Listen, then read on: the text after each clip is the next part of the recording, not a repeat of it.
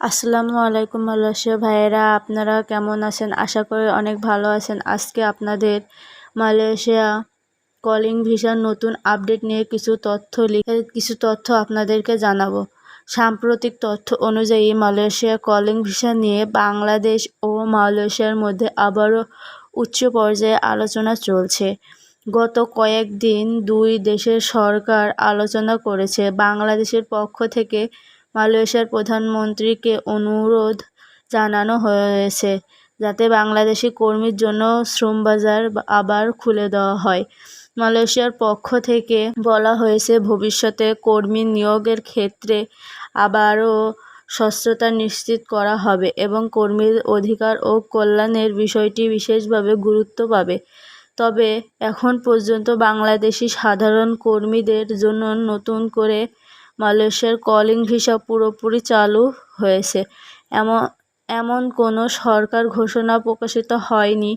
বিভিন্ন সামাজিক যোগাযোগের মাধ্যমে বা ইউটিউবে ভিসা খুলে গেছে বলে দাবি করা হলেও সেগুলো সরকার নিশ্চিত নয়, তাই কোনো দালাল বা এজেন্সির কথায় বিশ্বাস করবেন না। আগার টাকা বা পাসপোর্ট জমা দেওয়ার আগে অবশ্যই সরকারের ঘোষণা যাচাই করা উচিত। আলোচনার সবচেয়ে বেশি গুরুত্ব পাচ্ছে নিয়োগ প্রক্রিয়া আরও স্বচ্ছ করা, অতিরিক্ত খরচ কমানো এবং ভুয়া চাকরির অফার বন্ধ করা। অতীতে অনেক কথা বাঙালির কর্মী মালয়েশিয়ায় গিয়ে প্রতিশ্রুতি চাকরি না পাওয়ার বড় ধরনের সমস্যায় পড়েছিলেন। সেই অভিজ্ঞতা থেকে শিক্ষা নিয়ে এবার দুই দেশের নতুন ব্যবস্থাপনায় শ্রমিক পাঠানোর বিষয়টি বিবেচনা করা হয়েছে।